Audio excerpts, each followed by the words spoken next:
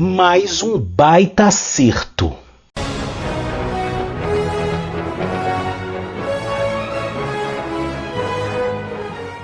Olá, bem-vindo ao Fantasma Brasil. No dia 3 de maio aconteceu nos Estados Unidos o Free Comic Book Day. É um dia em que as comic shops fazem promoções e dão quadrinhos de graça, dependendo do tipo de compra, da quantidade de coisas que um determinado cliente compra. Já há alguns anos, muitas editoras aproveitam esse dia promocional para lançarem números especiais de suas publicações. E esse ano, a Mad Cave, que vem fazendo uma série muito boa do Flash Gordon, também dos Defensores da Terra, resolveu dar como brinde o Fantasma número 0. Alguns dias depois do Free Comic Book Day, a Mad Cave disponibilizou gratuitamente em seu site a versão digital dessa revista Fantasma número 0. E eu não pude resistir a mostrar para vocês esse número. Então, vamos dar uma conferida aqui. A gente tem aí a capa da Fantasma número 0, conforme foi anunciado pela Mad Cave, a história é do Ray Fawkes e a arte é do Russell Olson. Tá aqui, Free Comic Book Day, mostrando que esse número é um número especial. Olha só que bacana. A gente já tinha divulgado essa imagem da capa, Inclusive, tá bem legal. Vamos ver como é que tá aqui o miolo dessa revista. A gente tem aqui o expediente da revista e com as informações que eu já tinha dado. O escritor Ray Fawkes, a arte do Russell Olson, as letras do Taylor Esposito, e aqui é bacana porque a gente descobre que a arte da capa é de Greg Smallwood. A gente também já tinha comentado sobre, tá aqui muito bacaninha, Tá aqui os agradecimentos, criado por Lee Falk, bem legal. Vamos ver aqui, a história começa, com as crônicas do fantasma. Eu gostei muito desse início, onde ele coloca, The dawn is almost here, ou seja, é quase de manhã, está quase amanhecendo. E aí ele fala que está ali nos seus arquivos, onde você tem as crônicas do fantasma. E ele até diz, que você pode escolher qualquer um desses diários, abri-lo ao acaso e você vai ver que um bom número de registros começa do mesmo jeito. É quase de manhã, está quase amanhecendo. E aí ele fala, não é que eu seja um noturno, uma figura notívaga, mas eu tenho trabalho a fazer e às vezes ele vai até tarde. E aí ele diz aqui, existe um velho ditado da selva que diz: a fria fúria do fantasma faz gelar o sangue do tigre. E aí ele se questiona, é verdade ou mito? Algumas pessoas que eu conheço sempre dizem que só tem um jeito de saber. Então, querido diário, hoje eu encontrei um tigre. E ele já inicia como é que vai ser essa história que a gente vai acompanhar. Aí você tem essa arte bacana do Russell Olson, Ele fala dos tons de verde, coisa e tal.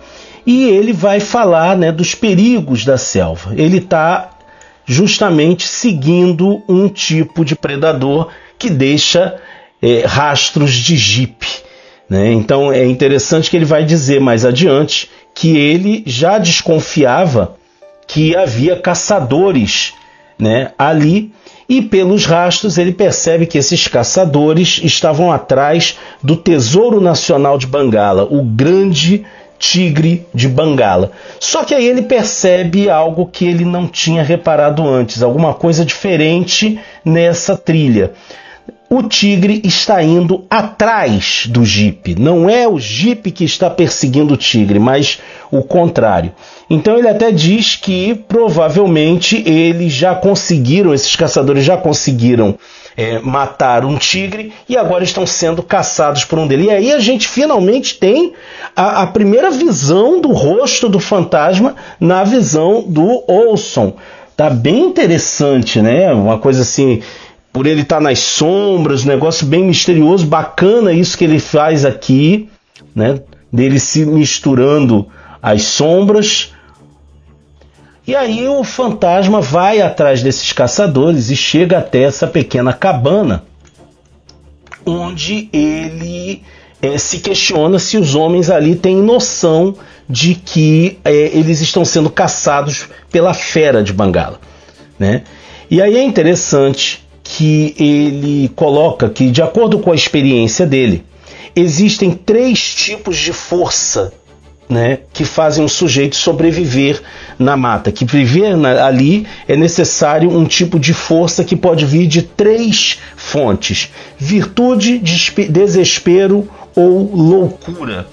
Ele diz que nessa circunstância ele já descartou a virtude.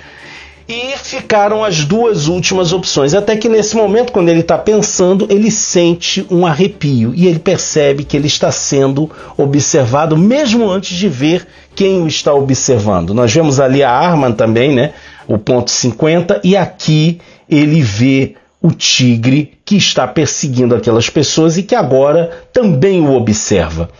É realmente uma sequência interessante em que ele meio que encara esse tigre que está ali esperando que esses homens saiam da casa-mata, e é claro que ele vai despedaçá-los em segundos. E aí ele se questiona, será que eles merecem isso, né?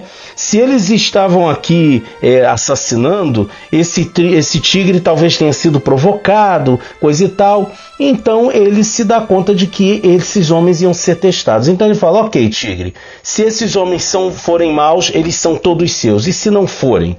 Né? E se não forem, com todo respeito, eu tenho que salvá-los de você. Então ele faz o plano dele, ele monta o plano dele. Nisso nós somos levados para dentro da cabana, onde os homens estão lá, né? Além de limpar os armamentos, eles estão também esfolando a sua caça. Inclusive há um tigre morto aqui. Temos aqui um sujeito, um nativo, que a gente descobre se chamar Obi. Esse aqui, Obi. Esse aqui é o líder Singer, né? E aqui nós temos Solomon e o outro camarada que está aqui, Rafi, né? Então nós temos essas 4 figuras, né? Obi, Singer, o líder da expedição, Solomon e Rafi. O Solomon, inclusive, lembra um pouco o Lothar, vocês não acham? Assim, ele tem uns traços assim do Lothar. E o Obi está se questionando se eles deveriam ter levado, né, o tigre para dentro da cabana. Ao que o tal Singer diz que se eles deixassem ele lá fora, animais, né, os scavengers são tipo carniceiros, né, poderiam despedaçá-lo. Ali dentro eles poderiam trabalhar com calma, né, e ele fala que cada pedaço daquele tigre vale dinheiro, que aquele tigre inteiro vale pelo menos $20 mil no mercado. Então a tarefa do Obi é justamente esfolar o tigre, né? Tirar a pele, aquela coisa toda. O Obi inclusive se aproxima pedindo desculpas ao tigre, né? É bem bacana essa cena, e nesse momento eles ouvem a voz do fantasma, que eles ficam ali assustados, aquela coisa, e aí ele fala, né, que muitos me chamam de fantasma, e ele está ali para avisá-los que ele é talvez a única chance de que eles saiam dali vivos, porque eles estão sendo caçados por esse grande tigre. E o tal do Rafi vê o tigre do lado de fora. E aí começa essa tensão. Afinal de contas, como é que a gente vai fazer para sair? Né? Nós só estamos com armas de mão, né? Até o Singer fala, não, nós vamos dobrar nossa fortuna. Ao que o tal Solomon fala, não com essas armas de mão. É um tigre crescido, a gente não tem a menor chance. O próprio fantasma diz, é verdade, vocês até podem feri-lo com essas armas, mas ele vai arrancar o seu braço do ombro enquanto você ainda estiver puxando o gatilho. É quando o Singer, né, percebe que a voz do fantasma está vindo pela chaminé de um velho fogão que fica ali. O tal Obi começa a ficar assustado, dizendo, não pode ser o fantasma, afinal de contas ele é só uma história, né? Dizem que ele não morre, aquela coisa toda. E os homens vão ficando cada vez mais assustados, né? Uma voz que vem do nada, mais um tigre que os persegue. O Singer diz para eles, olha, o cara está no telhado, tá? Ele não é nenhum fantasma, a voz dele está esquisita porque está vindo pela chaminé. Não tem nada que ele possa fazer que nós não possamos. Então o Singer cria o plano dele. Obi vai correr para fora e pular no teto. Enquanto isso, os outros 3 homens se dirigem até o Jeep, onde eles têm a ponto 50. E aí ele até fala: um homem para atirar, um homem para dirigir e nos levar daqui de maneira fácil. Um deles até fala: mas nós somos 3. Aí ele fala: oh, exatamente. Um talvez seja capturado e os outros vão ter chance de fugir. No que eles fazem o movimento deles, o Ralph realmente, o Obi realmente corre para o lado para poder subir na cabana e os outros 3 vão na direção do Jeep. Só que o tigre não segue o Obi, o tigre vai direto atrás de Ralph, né, que é morto na mesma hora. Realmente a sequência a partir de agora realmente é interessante, porque você vai vendo esses homens tentando fugir desse tigre. O Solomon percebe que o Singer deixou eles para trás, e aí ele fala: é claro, você nunca precisou correr mais do que o tigre, só mais do que a gente. Então o Solomon resolve que ele mesmo vai fugir nessa moto, né? Ele ouve lá um estalo atrás dele, coisa e tal. E nisso, quando o Obi está em cima lá da cabana, eis que ele é confrontado, né, pelo fantasma. O fantasma até fala, né, você tem que ter cuidado, né, o seu chefe não disse toda a verdade, né? E aí a gente tem aqui finalmente a visão, né, do fantasma por inteiro, e aí a gente vê que a opção aqui do Olsen foi não colocar o famigerado calção listrado. Na verdade, o fantasma aqui está com um visual muito mais próximo dos Defensores da Terra. E já tinha sido dito pelo Ray Fawkes que ele ia situar essa história no mesmo universo de Defensores da Terra. E aí é interessante que o fantasma tem um papo aqui com o Obi, né, dizendo: olha, a minha oferta é a seguinte, você pode fugir pela copa das árvores. Tá? Você consegue andar quilômetros sem precisar tocar o chão.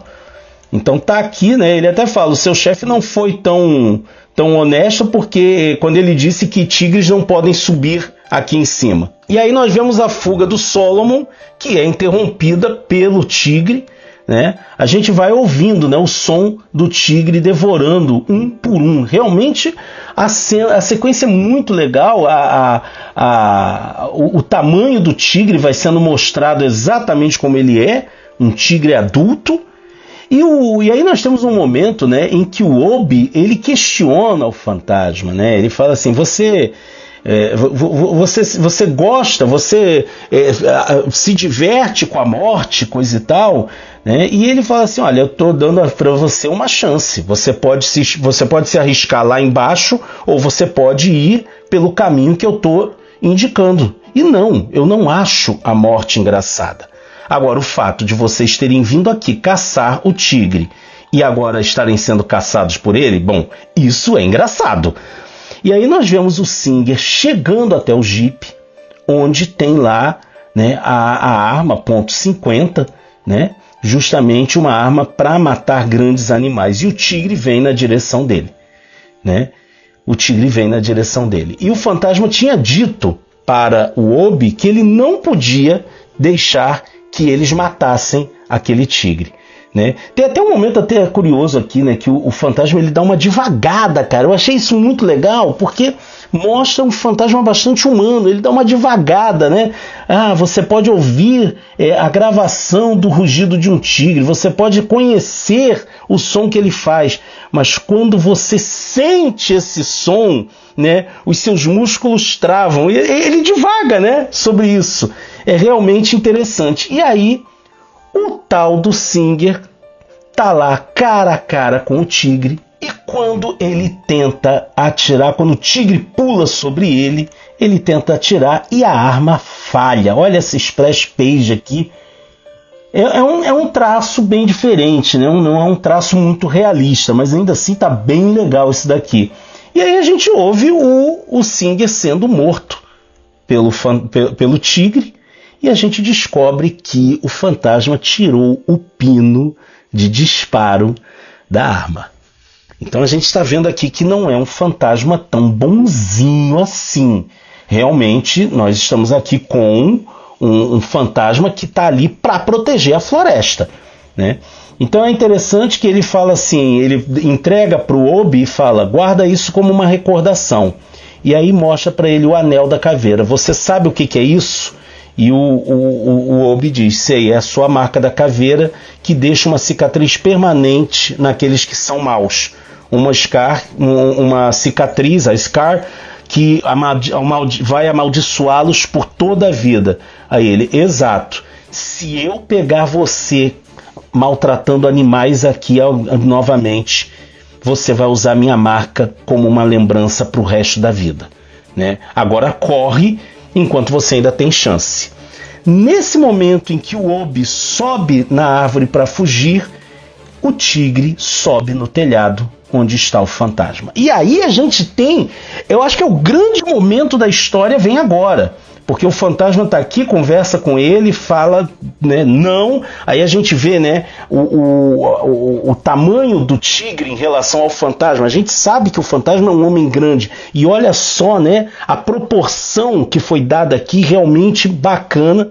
E ele olha para o tigre e aí ele diz, eu não quero, né, fazer mal a você, eu não quero te machucar, né, mas eu quero chegar na minha casa inteiro.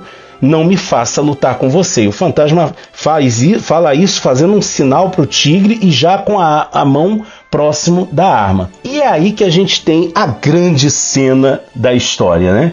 Quando ele fala, né? Ele repete o velho ditado da selva, né? Há um velho ditado que diz que a fúria fria do fantasma pode gelar o sangue do tigre. É verdade ou mito? Algumas pessoas que eu conheço sempre dizem que só tem um jeito de descobrir. E tá aí, olha o que o tigre faz.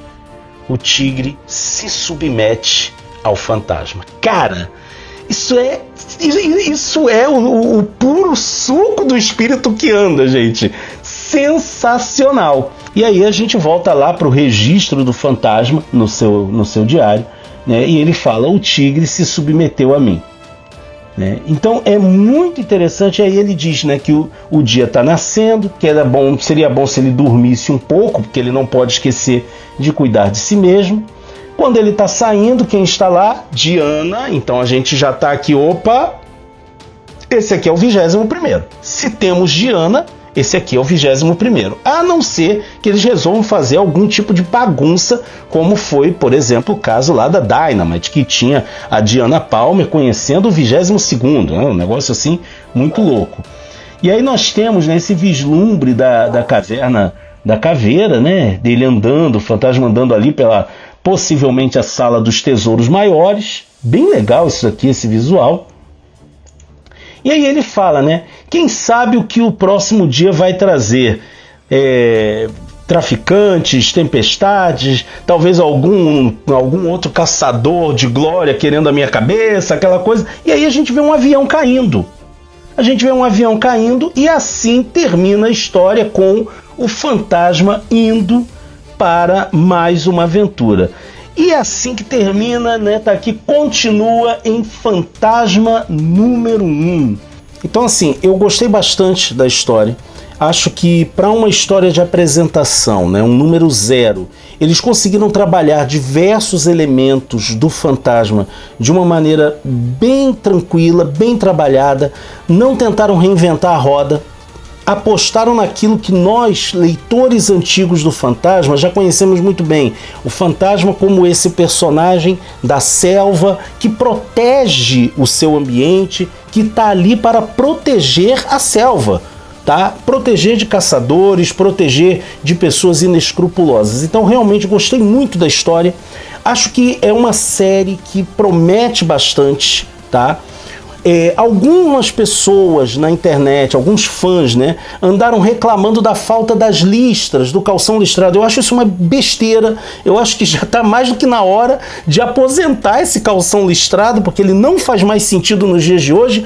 E eu gostei demais de como essa história ficou. Espero realmente que a série da Mad Cave faça um grande sucesso e que seja bastante longeva para a gente ter novas histórias do fantasma com essa pegada tão diferente e ao mesmo tempo tão reconhecível, tão familiar, que está sendo as histórias da Mad Cave. Então, realmente, uma super bola dentro da Mad Cave. Mais uma vez, eles acertaram em cheio ao trabalhar com o espírito que anda. A gente, inclusive, está trabalhando para traduzir essa edição e disponibilizá-la gratuitamente no blog Fantasma Brasil. Se você gostou do vídeo, não deixe de curti-lo e compartilhá-lo nas suas redes sociais. Não deixe também de continuar apoiando o nosso canalzinho, fazendo suas compras na Amazon pelo link do Fantasma Brasil, que fica na descrição do vídeo. Você vai ter meu muito obrigado. E não deixe também de se inscrever no nosso canal e de nos acompanhar nas nossas diversas redes sociais,